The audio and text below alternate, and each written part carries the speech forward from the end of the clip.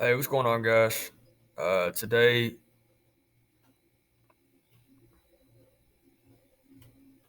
Today, we're going to review, talking about pharaohs, and we're going to talk a little bit about the pyramids. So let's go ahead and jump into that. First thing, just to review the pharaohs. Uh, the pharaohs were seen as godlike leaders in Egypt. They believed the pharaoh caused the sun to rise, the Nile to flood, and the crops to grow. The pharaoh had absolute power over everything in Egypt. They had power over um, for their religious beliefs. We're going to talk about that more here in a few minutes. They had power over the crops. They had power over the Nile River to flood. They believed that they had power over all of these different things, but they didn't do everything by themselves. They used advisors called viziers to help them to be able to get everything done that they needed to be able to get done. So they didn't do everything on their own. They definitely had help. Some of the jobs and responsibilities that the pharaoh had, they were the overall political leader. They made rules, they made laws, they controlled taxes and imports and exports. Um, they controlled all kinds of different things from a political standpoint. They were the overall military leader. They fended off attacks from neighbors and tried to expand borders and gain more land and resources. So during this time, a lot of these different civilizations were attacking each other.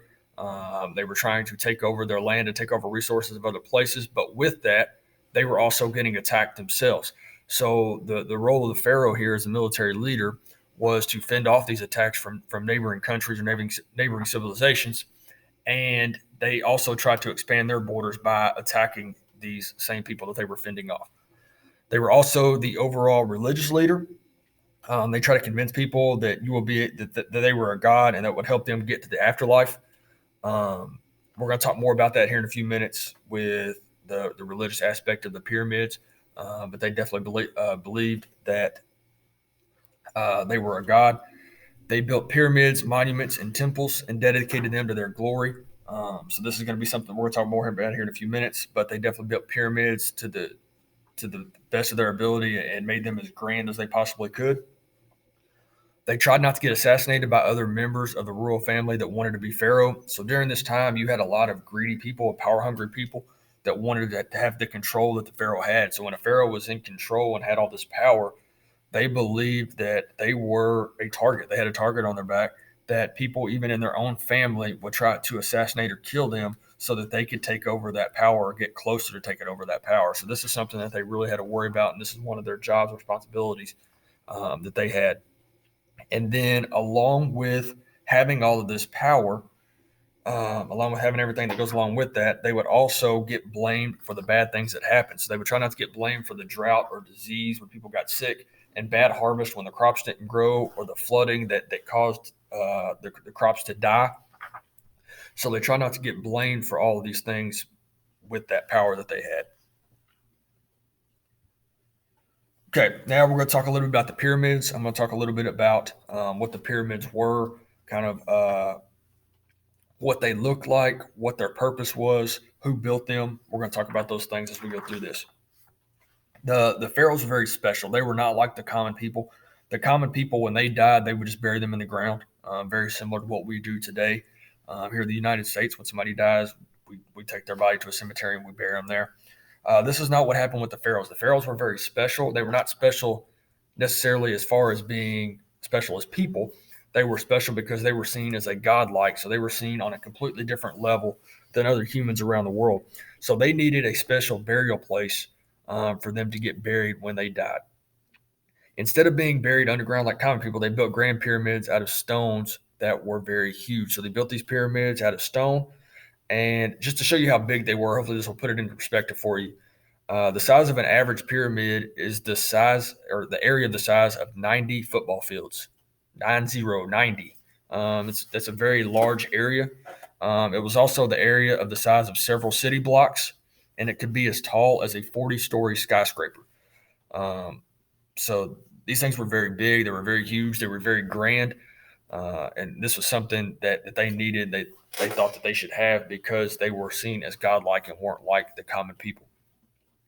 The pyramids protected the mummified pharaoh as well as any valuable items that the pharaoh was buried with. They believed that when you died and were mummified, that you could be buried with valuable possessions that you could take with you to the afterlife. It is very similar to what we have today here in the United States with a living will. Um, before you die, you make a living will that tells where all of your belongings are going to go when you die. So who's going to get those things? Who's going to get your money? Who's going to get your house? Who's going to get your car? Who's going to get all these different things when you die? And this is very similar to what the pharaohs did, except they didn't give those possessions away. They believed that they could take those possessions with them to the afterlife. So when they were buried in these pyramids, they took some of these valuable possessions with them that they thought that they could take with them to the afterlife. So some of the items that they thought that they could take with them would be clothing, jewelry, food, dishes, any of these different expensive items that they owned that they believed that they could take with them. All right. What were the pyramids for? The pyramids protected the pharaohs from floods of the Nile, wild animals, and grave robbers. Okay. So the main purpose, we're going to talk more about mummification and the mummification process on Friday. But the entire reason that a pharaoh was mummified was to preserve the body. They believed that when you preserve the body, that body would look the exact same when you went to the afterlife. So they didn't want the body to deteriorate in any way. So they put them in these pyramids to be able to protect them and keep them looking the exact same way as when they were here on Earth. So the pyramid protected the pharaohs from the floods of the Nile. The Nile flooded every year. We talked about this a little bit when we talked about the geography of ancient Egypt. But when the Nile flooded every year, this is what allowed the Egyptians to be able to grow their crops and have agriculture that allowed them to stay in Egypt without having to move around. So they were able to stay here in Egypt. They didn't have to move around. They had very fertile soil. They had very fertile land. They had the Nile River Delta where they were able to grow their crops. And this allowed them to be able to stay there without having to move around. They were able to settle. But the floods would also cause damage to the corpses that were buried underground. So they had to be able to protect the corpses from getting damage done to them because the entire point of the mummification process, like I said a few minutes ago, was to preserve the body. So they wanted to look the same. They didn't want anything to happen to the body. And when the Nile River flooded and that water it soaked into the ground, it would cause the body to decompose very quickly. So they had to come up with a way to be or a place to be able to bury these pharaohs where their bodies would not get decomposed and they would be preserved. So that's one of the reasons that they built the pyramids. Another one was once people found out that the pharaohs were being buried with valuable items, grave robbers started breaking in and robbing them. So people started finding out that they had very expensive items that were buried with them inside the pyramids, and these grave robbers would break in and steal those things. So they had to come up with a more safe and secure place for the pharaoh's final resting spot. So they started making the pyramids a little more grand and a little more protective for the pharaohs. But the pyramids were not just used as monuments; they were also doorways to the afterlife. This goes back to what we were talking about earlier when I was talking about the pharaohs being a religious leader. So after the pharaoh died and was mummified and buried, they believed he could travel through the tip of the pyramid at the top into the afterlife. The Egyptians believed that once he did this, he could become a god and help them reach the afterlife as well. So the common people weren't really jealous of the pharaohs being buried in these pyramids while they were being buried in the ground. They were very happy about it because they believed that once the pharaoh died and went to the afterlife, that if they were supportive of that pharaoh, that the pharaoh would become a god, and that God would help them to be able to reach the afterlife as well. So that was very very important for the people of ancient Egypt. Okay, who built the pyramids? People used to think that the pyramids were built by slaves, but they didn't think that thousands of people could have been organized to work on these big projects without someone forcing them to do it. So they didn't think that originally they thought the slaves were the ones that built the pyramids. But as time goes on, they start to realize that the slaves probably didn't build the pyramids because that would have been way too hard for them to organize that many people and forcing them to do this, doing something that they didn't want to do. So now historians believe that the pyramids were actually built by farmers during the season when the Nile River flooded. So when the Nile River flooded, the farmers couldn't farm, so they didn't really have anything else to do. So they were called on by the officials in charge of the pyramid project to come in and work to be able to build these pyramids. And they believed that by building these pyramids, they were pleasing the pharaohs, which in return would allow them to be able to go to the afterlife once the pharaoh went to the afterlife and became a god. So this was very, very important. But then once the Nile River was not flooded anymore and their farms were not flooded anymore, they would go back and build their farms. Then they would come back and forth to build the pyramids. So this kind of gives you a look inside the pyramid. You can kind of see what the design is like. So number one is the air shaft. That's right over here. Number two is the king's burial chamber. The king's mummified body was placed in a room at the pyramid center. That's going to be right here. Number three, sorry. Number three is the Grand Gallery. The Grand Gallery. This tall sloping hall held large granite blocks that sealed the tomb. So this is what protected them. Or here's number three. This is what protected them from the grave robbers coming in and stealing their personal belongings.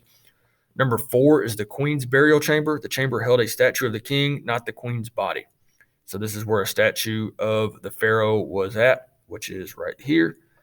Number five is the entrance, which is over here on the side that you can't see. That's on the other side of the pyramid.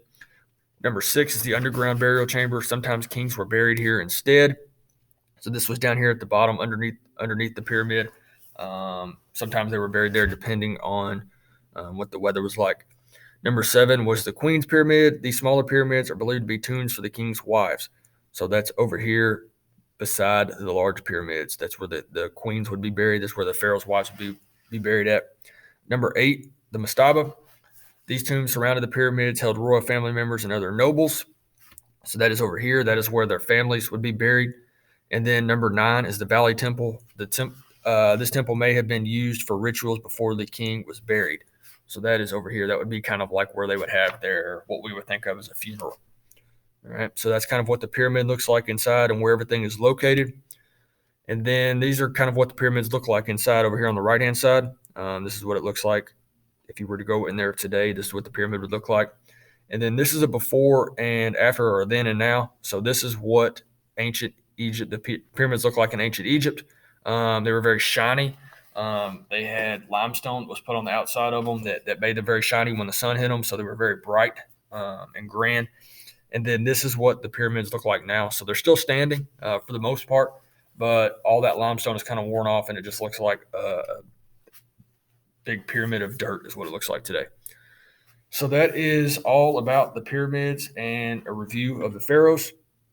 We'll talk more about that tomorrow, and we'll have a Google Meet to discuss this more in depth and kind of get your guys' perspective on this. Hope you guys have a great day. If you have any questions, you can send me an email, comment something on Google Classroom. I'd be more than happy to answer any questions that you have. Remember, my office hours are from 9 to 10 every night, Monday through Thursday. So if you guys have questions at night, if you're working on your assignments, you can send me an email or we can set up a Google Meet, whatever you need to do to make sure that you guys are staying caught up. Hope you guys have a great day. I'll see you later.